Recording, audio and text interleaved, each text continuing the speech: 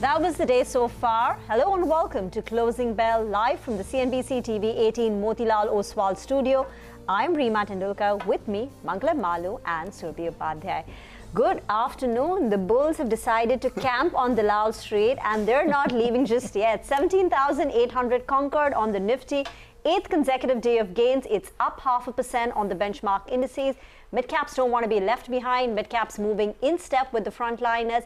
The advanced decline ratio firmly in favor of the gaining side. So this has turned out to be another smart session for our markets. The big movers today, pharmaceuticals, autos and IT. IT is seeing buying ahead of numbers starting from TCS today post-market hours and Infosys tomorrow. But it's going to be an action-packed evening as well. So quickly, let me lay out what is lined up after the market shut for trade at 3:30.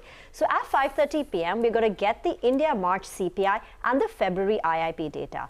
The March CPI expectation for March India is that it's expected to moderate on a quarter-on-quarter basis, 5.6% versus 6.4% month-on-month.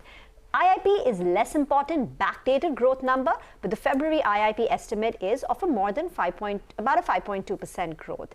US CPI inflation will also be out, and that's also expected to show a moderation. 6.4% in January was down to 6% in the month of February, and currently economists are expecting a number of 5.1 to 5.6% for the month of March.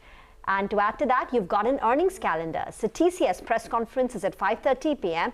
Numbers come out a little before that. 4:30, 5 p.m. is when we should expect. And the big three numbers that we are watching, dollar revenue growth, 1.9%, constant currency revenue growth, 1%, and EBIT margins of 25%. And the FOMC minutes from the March meeting, the Fed meeting in the month of March, when we had a 25 basis points rate hike, will be out at 11:30 p.m. India time.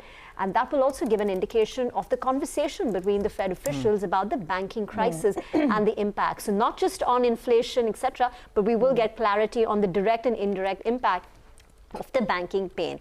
So as I said, the gainers are Pharma, Auto and IT. On the losing side, you've got Nestle a bit subdued, HUL. State Bank of India is putting the entire Nifty PSU banking index under pressure, and SBI has lost close to about 1%. All right. You said bulls have camped on the Dalal Street. It's been 7 straight sessions and 8th session running. I was just mapping that journey of the bulls, post the 17,300 mark. I was just looking at it. April has been a month for the bulls, and how. On April 3rd, we conquered 17,400. The next trading session was April 5th, 17,500. April 6th was 17,600. Yesterday, 17,700. And today is 17,800. So that's how we've done. At some point, of course, after this rally that we've seen over the last 7-8 days, we run the risk of running into resistances, and the 100-day moving average really stands out there for both the Nifty as well as the Nifty Bank, just a couple of 100 points away from where we are right now. But in this mountaineering climb, if you have some Sherpas, they're basically the option writers. So every day we've seen option writers take the market higher by the ones who were caught on the wrong side. The 17,700 call writers who believed that the market wouldn't cross past that 17,800 mark, caught on the wrong side. So all of them have unwound their position. Some 44 lakh shares have been unwound, and as a result of which the markets only moved further higher. And the put writers are the Sherpas at the bottom. We're protecting the support of the market. So 17,800 put writers extremely active right now. 1.3 crore shares added. 50 rupees a premium. That's telling you that 17,750 is an important support to watch out for, and 17,750 put writers too equally active. So support moved higher from 17,500, 17,600 to now 17,700 to 17,750. The only index to watch out for in the last hour of trade is the mid-cap index, because it's Wednesday, and as it's happened over the last 3-4 Wednesdays, the NSE has introduced a new futures product, which is mid-cap weekly options expiry, and that takes place on Wednesday. The mid-cap index has been outperforming all through this week, so let's see whether that sustains in the last hour or not.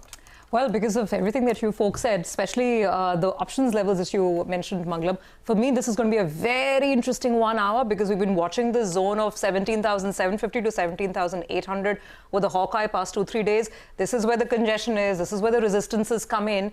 And it's not done yet. I mean, there's still a fight going on. We're just 10 points now shy of that 17,800 mark. So let's see if it gets taken out really decisively, then that's a complete out-and-out victory for the bulls. But I think the bears want to try and still sort of be in the game. So we don't know. It's a very interesting 55 minutes ahead. But what is definitely working in favor is the fact that this is not a unilateral move led by just the bank Nifty or one big move on a reliance. It's pretty wide. As Rima mentioned, there's IT that's come back. There's, of course, a lot of pharma, and we'll talk about that as we go forward. Let's pull up the Nifty contribution list if you can.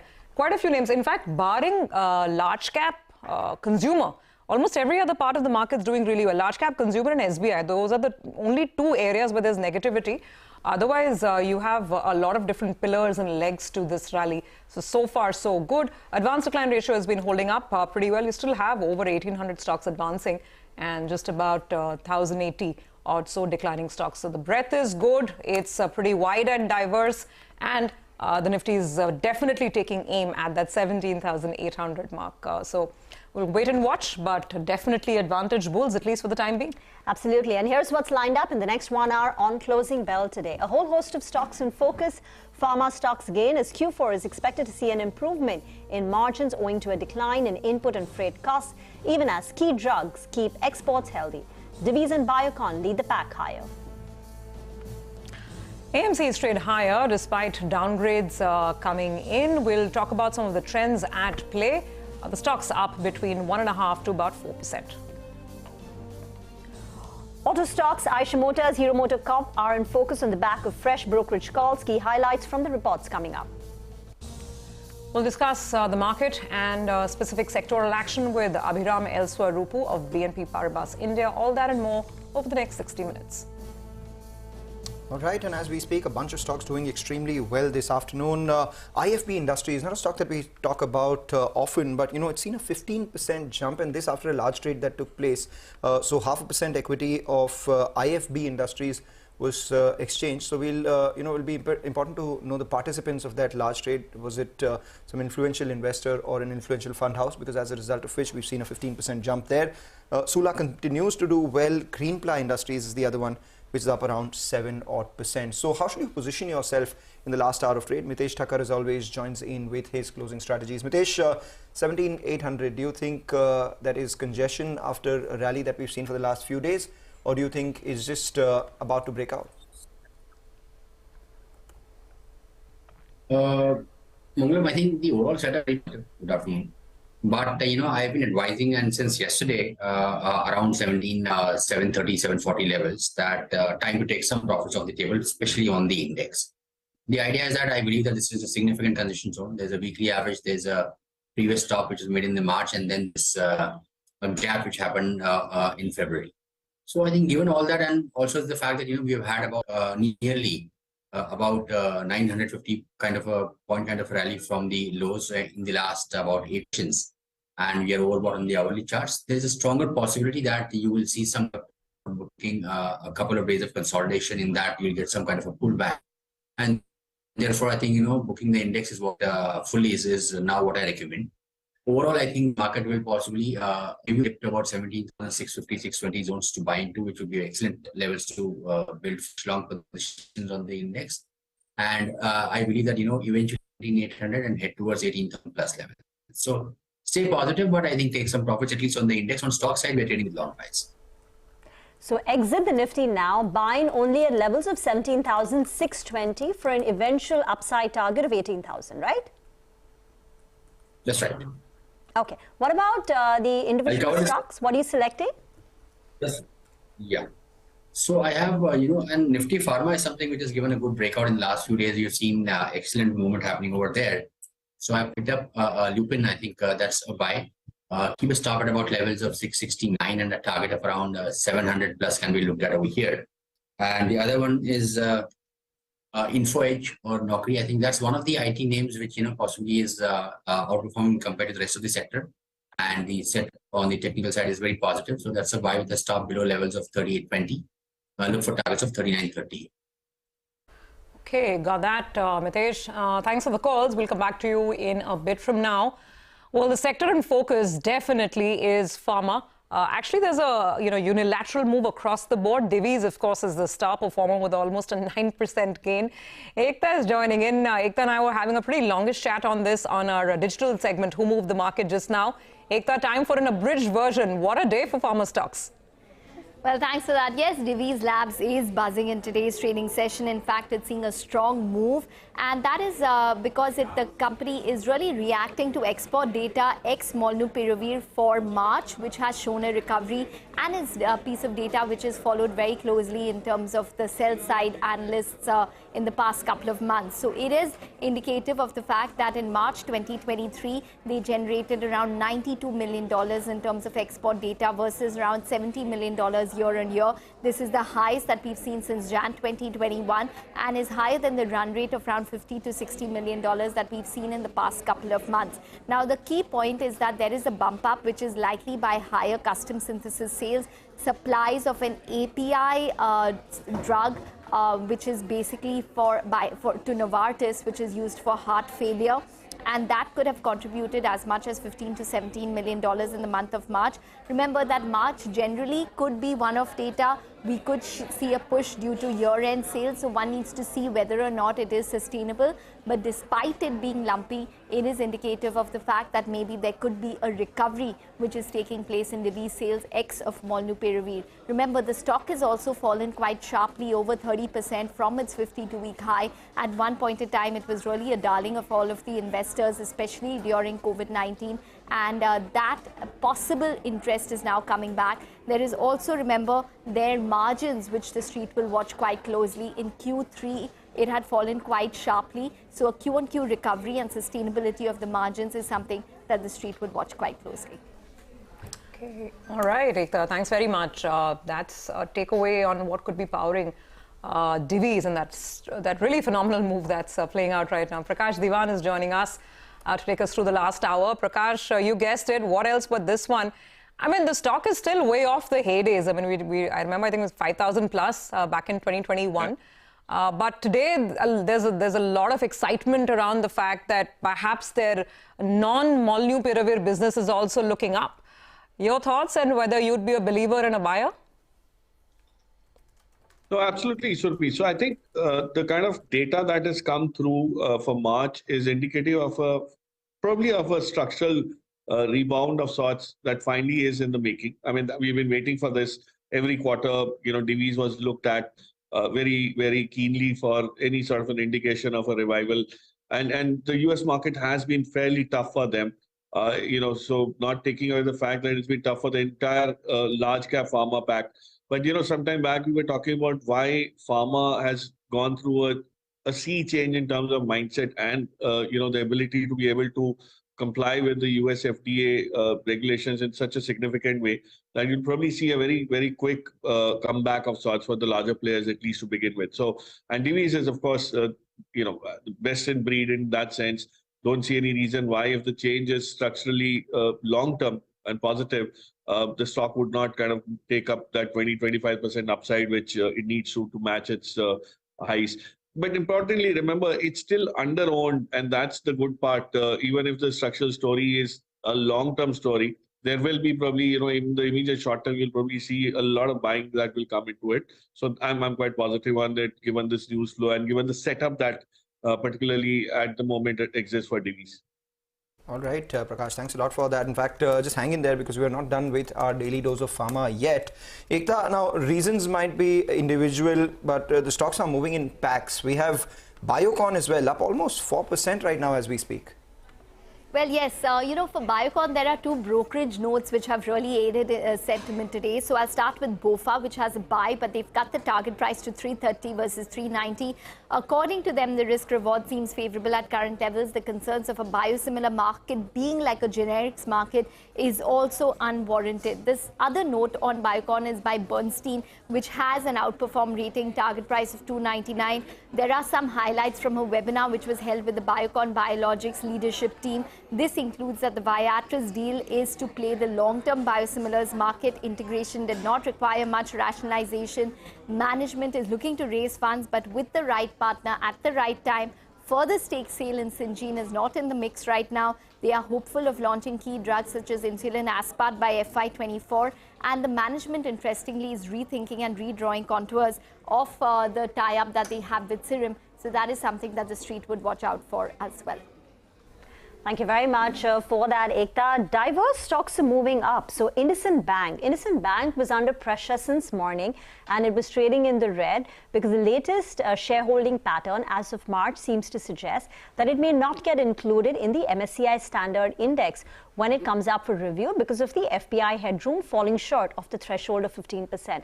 But in the last half an hour, IndusInd Bank has seen buying and now has recovered 1.5% from the day's low to get back into the green line. Oil India is seeing buying up 2.7%, pretty large volumes. ICICI Pru has rallied close to about 1.8%. Indian Hotels, another one, we'll be talking more about the hotel space, but Indian Hotels has zoomed in trade. And lastly, TCS. TCS has gained close to about 1% in trade ahead of numbers. So since we're on the subject of TCS, let me quickly run you through what is the street expecting. Dollar revenue growth, 1.9% quarter on quarter. Constant currency revenue growth of 1%, though there is a very wide range of expectations on the constant currency. 0.1 going up to 1.7%, which is where we've arrived at an average of roughly 1%. Margins are likely to expand on a sequential basis by 50 basis points to 25%, aided by lower subcontracting costs, higher utilization, lower wage hikes, just generally a better supply side management because attrition too has been on a declining front. What will you track? The outlook on BFSI particularly, because BFSI has been in the eye of the storm. It contributes more than 30% to TCS's revenue. So is it getting impacted? Deals. Is the current macro impacting and denting the deal pipeline in the future? The company has guided for $7 to $9 billion of deal wins every quarter. Is that in any way under, is there a risk to the company not being able to achieve its deal flow guidance? And finally, to keep it short, let me just end with the outlook from the new CEO, the CEO designate, K. Krithivasan. Maybe he's not going to make big statements about the big picture till he officially takes charge in September, but I think any statements from him, any words, will be closely latched onto. But Prakash, what's the street positioning? Yesterday, the entire sector was in doldrums. Everyone was selling, worried about what the companies are going to guide for and what the outlook is going to be. And today, suddenly, the mood seems to have turned, and IT is coming for some buying ahead of numbers. So there is some optimism going into the results now. Yeah, I mean, markets always confound us, don't they?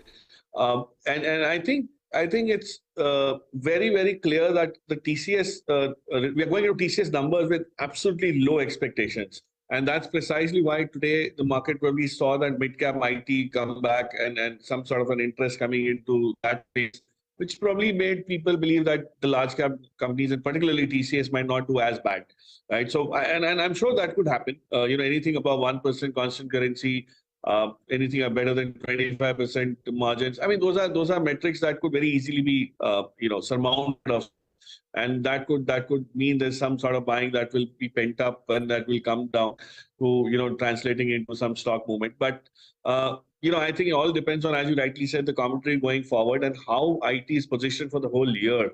And if that is encouraging, you'll probably see a very, very fierce pullback on most of these large cap IT names. Right. We will monitor all of that. IT and pharma is what we've discussed, but we're not done with all the discussions. In fact, Prakash, hang in there. On the other side of this short break that we're just taking, we'll discuss some stock-specific action and also get in Abhiram Eliswarupu of BNP Paribas to give us a preview into what one can expect from the fourth quarter results.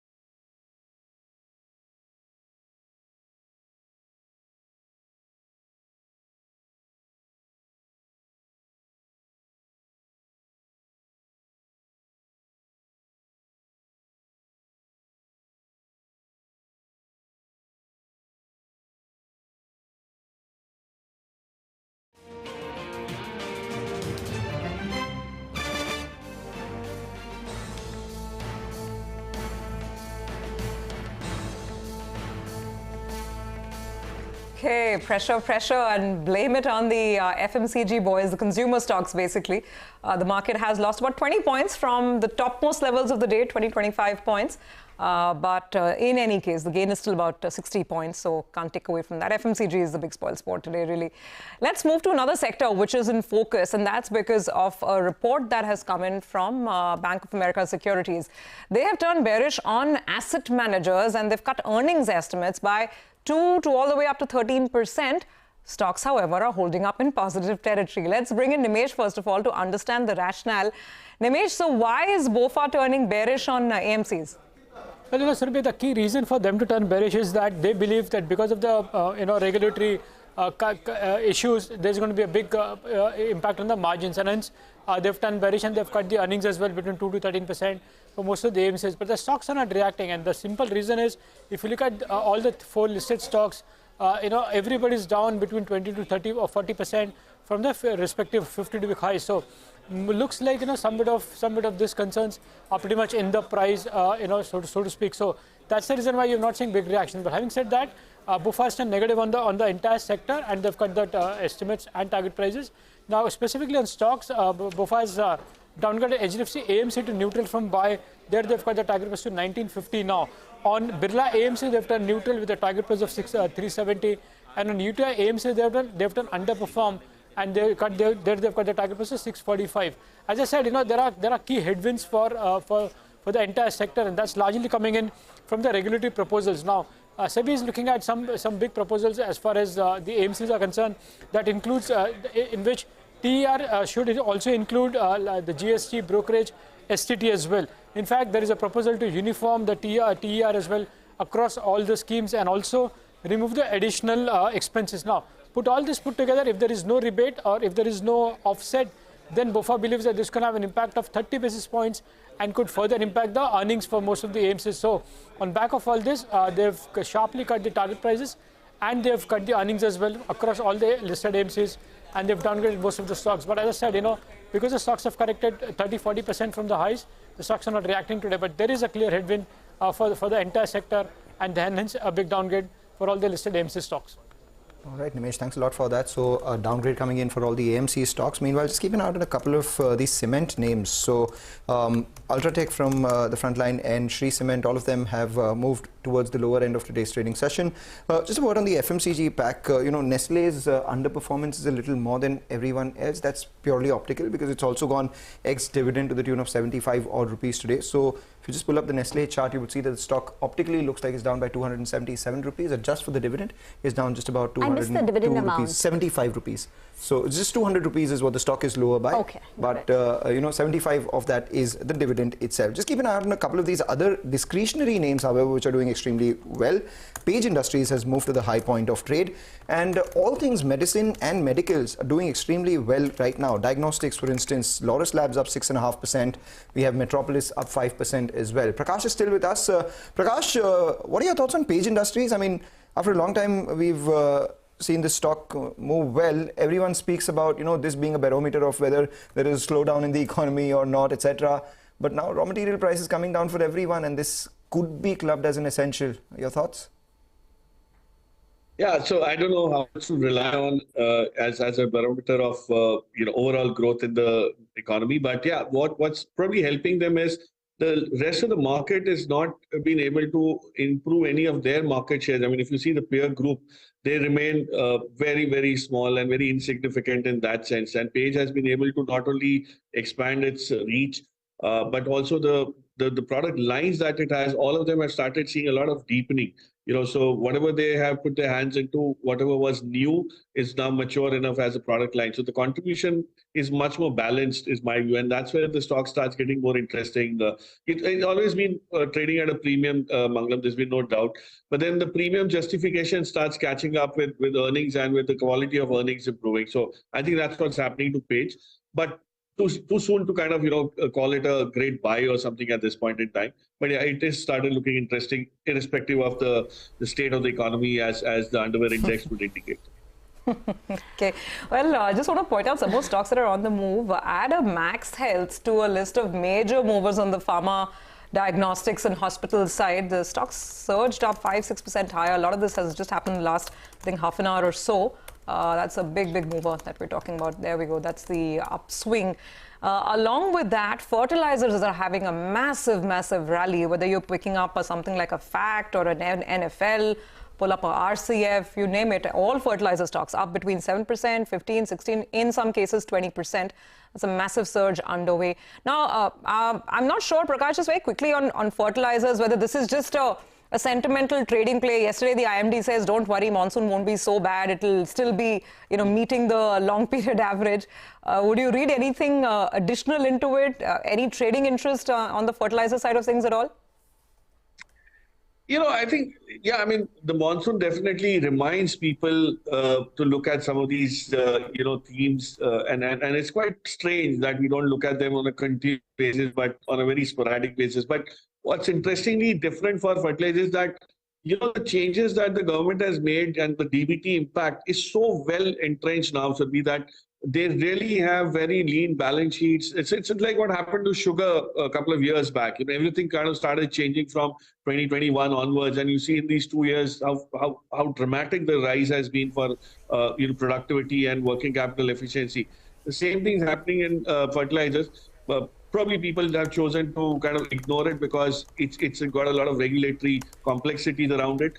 But my sense is you will probably start seeing these appear in portfolios in a gradual way, selectively. The likes of Chambal and RCF and all would probably make a start, and then the others would follow. But yeah, it's an interesting pocket. No, not the most rewarding at this point in time, but definitely interesting to look at or to cherry pick out of at some point in time. Okay, Prakash, thank you very much for talking and explaining, so many sectors and stocks for us. Let's move on and talk about autos. Eicher Motors and Hero MotoCorp is on our radar again. Fresh brokerage calls coming in from Macquarie. Sonia is here with details. Sonia, I think every single day this week we've been talking about autos, and either it's a Goldman upgrade or it's a downgrade from Maruti. Take us through the latest. Absolutely. There's lots happening in this sector, right? It's also because a lot of things are changing. So just to give you a sense of what Macquarie has put out, they say that the commercial vehicle sector is now moderating, and hence they've gone ahead and downgraded Eicher Motors to a neutral. They've lowered their target price to 3,258. They've also cut their earnings estimates for Eicher Motors, both in FY24 and 25. And they say that the commercial vehicle cycle is now starting to moderate, and they are factoring in lower multiples for the commercial vehicle business. They have a higher discount. They've placed a higher discount compared to larger peers like Ashok Leyland and Tata Motors because of the underperformance. Now on Hero MotoCorp, Macquarie has a cautious note. They maintain a neutral, but they've lowered the target price. They're saying that Hero continues to trade at a 20% discount to its own 10-year average. That's because of the consistent loss of market share in its core motorcycle business. And now you also have Honda coming out with a 100cc bike, which could increase the competitive intensity. And they also speak about how there is limited success in the premium motorcycle segment. They haven't been able to grow their EV business in a big way, as well as now there's competitive intensity, which could put further pressure on their margins. So the headwinds are not over just yet, and hence two cautious notes coming in from Macquarie on Eicher Motors and on Hero MotoCorp. Back to you. All right, Sonia, thanks a lot for that. We would have loved to speak to Prakash about this as well, but another day, because we always rack his brains on auto way too much. Let's welcome Abhiram Ellaswarupu, who is the head of India Equity at BNP Paribas, joining us now. Abhiram, 7 days of a rally on the Nifty. We can call it a rally, and 7 days mainly because of the underperformance that we've suffered for months before that. Do you feel any more optimistic? Or is your mood still, indecisive? Thank you for having me. Yeah, I think we've generally turned a bit more constructive. If you recall, in the previous few times that I was here, I was kind of highlighting the risks to valuations and earnings and so on and so forth. But if you see year to date, India has underperformed most global markets by 10 to 15%, if not more in some cases. And if you stretch that back to, let's say, last September, compared to, say, China, we've underperformed quite significantly. So this period of both price and time correction has lasted quite a bit. And now when you compare this with where bond yields are, for example, the scenario for equities has become slightly better. So if we take a kind of a 12-month view, our Nifty target is 19,250. So that suggests a high single-digit upside from here. Broadly, we've turned a little more positive over the past month or so. Abhiram, we've been chatting now for so many years on IT particularly, and you've been closely tracking that sector. And your view is that markets are being too bearish about the outlook for IT. And I remember this is what we had spoken about last time as well on air. Can you take us through your thesis going into IT earnings now? So we're still positive. In fact, very recently, our analysts also put out a report talking about how IT demand tends to track nominal GDP growth. And therefore, during inflationary periods, actually demand for IT holds up quite well.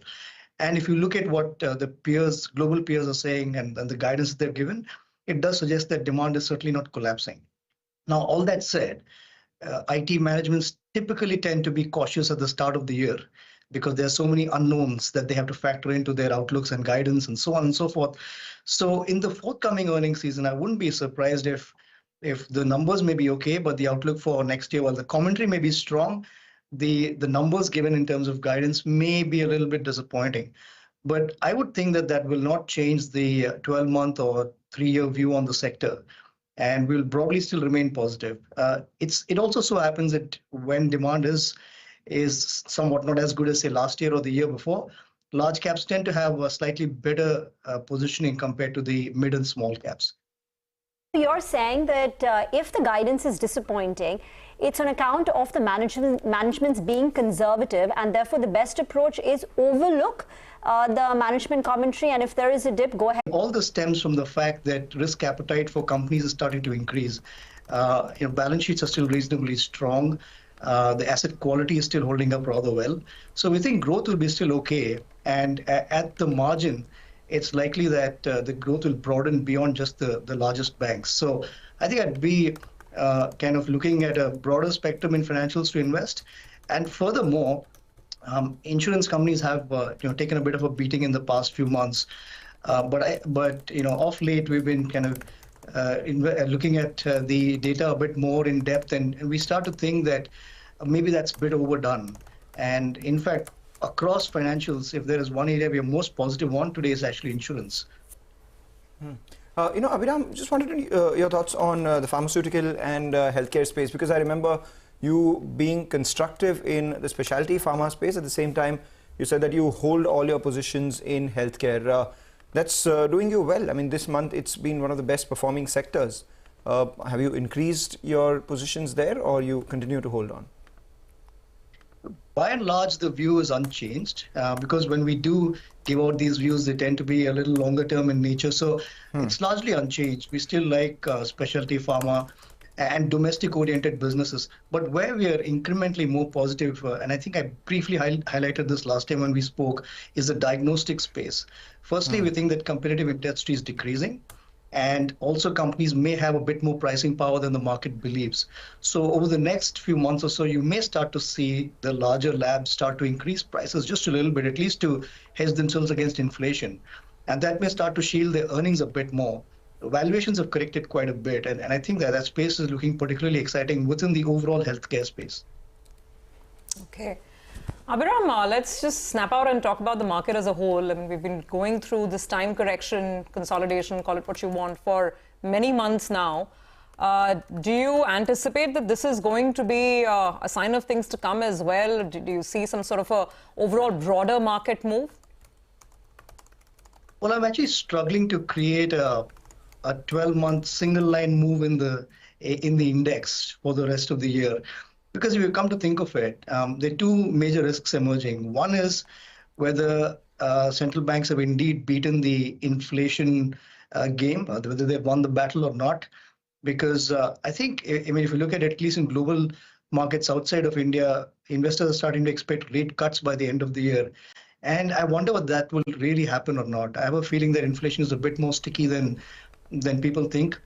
Rate hikes may have come to an end, maybe one more rate hike by the Fed in May, but after that may pause. But I'm not sure there'll be rate cuts that the market is thinking.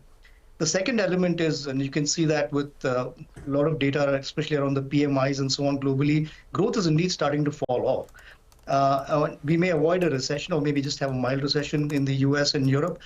But the question is whether that will start to impact earnings as well. At the start of the year, we did think that it will impact earnings, and we still hold that view. So these two risks have to be taken into account. Valuations today are not expensive, but by no means are they very cheap either. So if I were to kind of think of a one-line summary of what I just said, it's likely that we will have choppy markets the rest of the year, but we may end this year with high single-digit returns on the Nifty. I think people will take that with both hands, considering we've had a bit of a downer last year as well, and this year, at least the start hasn't been too optimistic. I mean, I'm just finally, before we let you go, wanted to get your sense on the big debate on the consumer, right? There's one narrative that the lower end of consumption is where the hurt is happening, high interest rates, and perhaps more susceptible to any sort of stickiness in inflation, monsoon, so on and so forth. So what's your call? Discretionary versus staples? Do you like either or both? Neither? Actually, we are highly selective in consumer staples. In fact, the consumer space as a whole.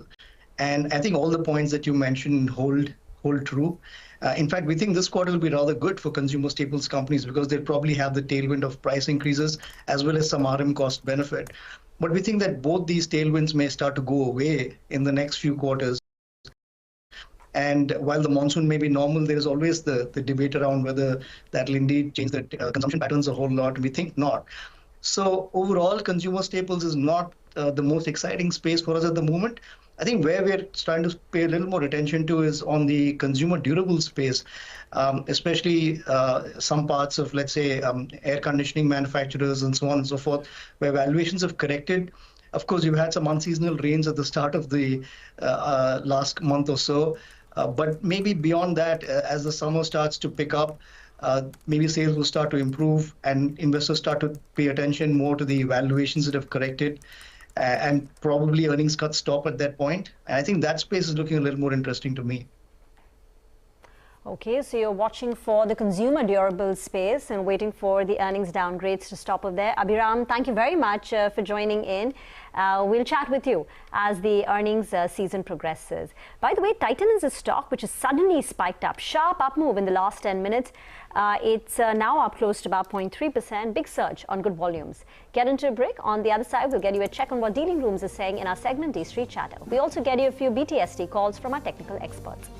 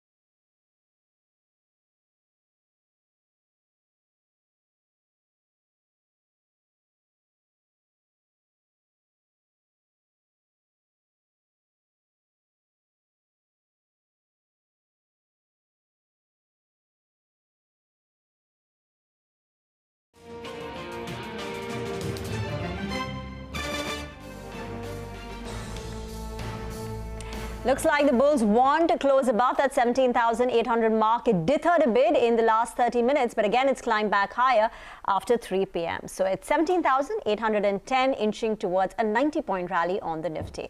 Let's get a handle of what Dealing Rooms is saying after this 8-day run-up that we've had. Nimesh Shah joins in. Nimesh. Hi Rima, so a strong day for the markets, and the good part is it's backed by the institutional buying. So the second day running, the feedback is there is strong buying, and I believe there is a basket buying as well at a leading FI. So that's helping the large cap names in today's trade. But the good part is outside of large cap names, there is a good amount of momentum in the mid cap and small cap as well, and the broader markets are relatively outperforming. So that's good because it actually helps the sentiment as well for retail investors. So that's where the big momentum seems to be. I guess the sector of the day is clearly pharma, without saying. Big moves on that stock, on the entire basket now. Not only it's fresh buying, but I believe some bit of aggressive short covering as well by some leading FIs. Remember, this is one sector which was hugely under-owned and has underperformed as well. So a combination of buying and short covering is helping all the pharma names today, and that's the reason why they are buzzing in trade. On the flip side, there is selling pressure in the IT names. That was a feedback for the last many days, and that's been the trend today as well. Before the TCS number, some bit of softness continues in the IT name. So net a good day, largely backed by FI buying, and the good part is the momentum is back, and now the broader markets have started outperforming, and that's a good sign from a sentiment point of view. Oh yes, it is 17,811, 812 and counting. So really the bulls have prevailed just before the earnings season starts off. Nimesh, what about individual stocks? Anything interesting you're hearing? So in terms of individual names, the first is a pair of two stocks, which is Tata Motors and TVS Motors and Tata Power. Both are not buzzing in trade, but the volumes are on the higher side. I believe there is strong amount of buying flows in these two stocks, and as I said, there is a basket buying. So these two stocks are part of that basket buying at a leading FI desk. So the volumes are going to be on the high side in both these stocks. So that's the first part. The second one is Chola Investment Finance. In a good market, that stock is under pressure today, and on good volumes, I believe a leading long only fund is an active seller. Now, remember, the stock is outperformed within the NBFC and is pretty much at a 50-week high. So some bit of profit booking, so to speak, in that name by leading FI, and hence that stock is under pressure today. The third stock is Max Healthcare. This is going to be interesting. A large block, nearly 1.8 crore shares change hands. I believe it's between FI to FI, but the leading long only fund was a buyer in today's block deal. So the disclosure will be important.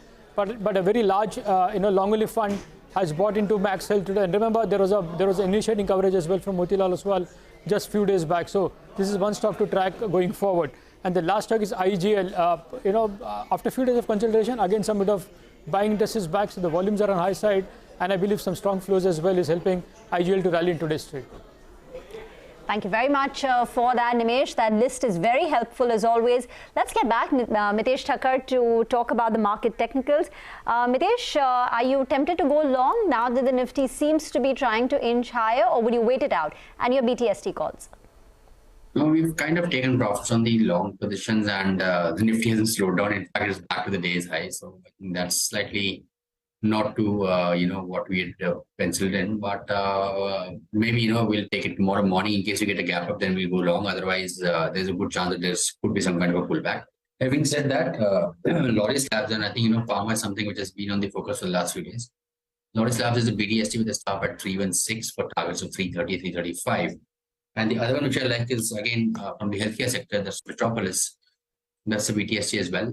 Keep a stop at about 1280 and a target of around 1315 can be. Okay, got that. Thanks very much, Mitesh, for the calls as we get set for the last 10-15 odd minutes of trade. Well, before we move on, Mangalam is now going to bring us some very interesting research. I'm looking out for this with a lot of interest because there's a comparison between hotels and hospitals as investment ideas or an investment thesis. Mangalam, take it away. Well, the word hospitality has the word hospital in it. So I was wondering, why is it that hotels and hospitals can't be looked from the same lens? Mainly because they're all buildings operating rooms and beds on which they earn rent. I wasn't the only one. I think some analysts at Jefferies had the same curiosity, and which is why they came up with a report called Hotels versus Hospitals. Now, intuitively, these are as different as mini bars and medicine boxes, but they do have some similarities as well. Both industries belong to the service sector, have buildings and rooms for which they share similar key operating metrics as well, the likes of average revenue per occupied bed, ARR, occupancy, capex per bedroom, or EBITDA per bed/room as well. And for both businesses, what differentiates them more from their competitors lie in location, the quality of experience, building, rooms, beds, as well as all the other services that they have to offer. But the difference is, of course, we know that no one willingly goes to a hospital, but people do go willingly to hotels. And as a result of which, let's talk about the differences. Hotels, obviously, prosperity for the industry depends on economic buoyancy, as it's a discretionary spend.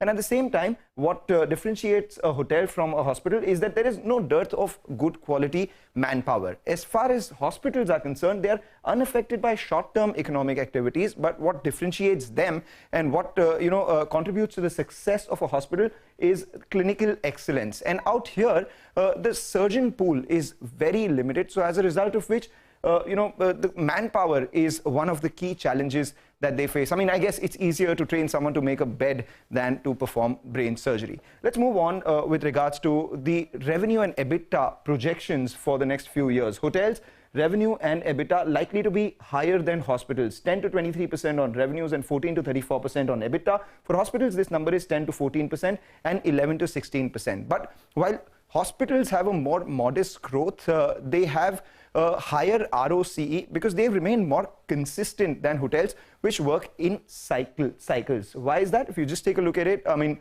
hospitals have a higher range of return on capital employed. We have 8 to 27% for hospitals, whereas for hotels it's 10 to 11%.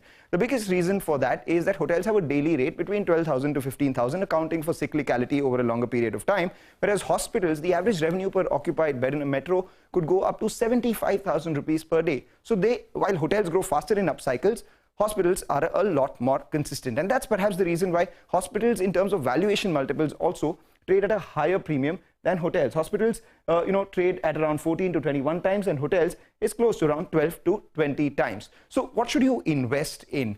Jeffries says that if you're looking for a short-term pop in the upcycle, hotels are the way to go. Whereas if you're looking for consistent performance, superior ROCE over the long term, then you have to look at hospitals itself. Just don't mix your medicines as well as your investments. If you look at the way the stock prices have moved as well, in the last 12 months, hotels have actually outperformed the hospitals. Indian Hotels, Lemon Tree doing extremely well, Apollo Hospitals, Fortis giving you negative returns. But over a longer period of time, the largest hotel company versus the largest hospital company, hospitals have stood out. Apollo Hospitals 300% returns versus Indian Hotels 137% returns. So if you're looking for some top picks right now, Jeffries has 3 as a portfolio bet. Indian Hotels with a target of 380, Medanta with a target of 630, Max Health with a target of 530. Again, like I say, don't mix your investments and your medicines. Very interesting there. Thank you very much for that. Let's get in Ambrish Balika as well into this discussion. Ambrish, I don't know if you had a chat to listen in to what Mangalam had to say, but one of the bets that Jeffries has is Indian Hotels, and that's a stock that you like very closely. Can you tell us your thesis behind Indian Hotels and where you see it headed?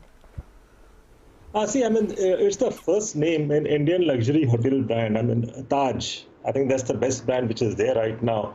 And it also has other brands like Selections, Vivanta, Ginger, about 30,000 plus keys across 252 properties. And they are adding another 67 properties with about 8,000 keys. That's in the pipeline. But in the next 2 years, expecting about 40 properties out of these to be added.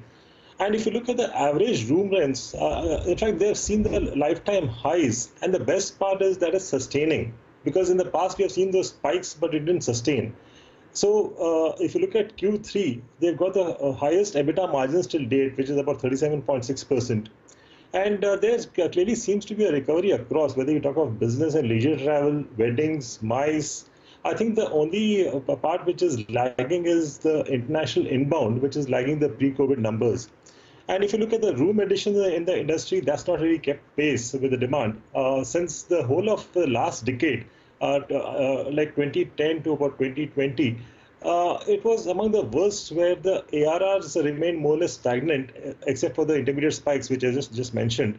So it is expected that the current ARRs could in fact become the new normal going ahead, which ensures that there's enough free cash flow for further expansion. Though if you look at the new properties, about 70% of the new properties is management contracts against 48% as of date. And in fact, I'm expecting Indian Hotels revenue CAGR to be about 15% over the next 2 years, EBITDA CAGR to be about 20%, expecting an EPS of about 9 for FY25. So my target is about 405 for the stock. Okay, so that's a big thumbs up on Indian Hotels. Stay on, Amrish. We'll have some more stocks to discuss, but first a very quick break. Then we come back with some final thoughts on the other side.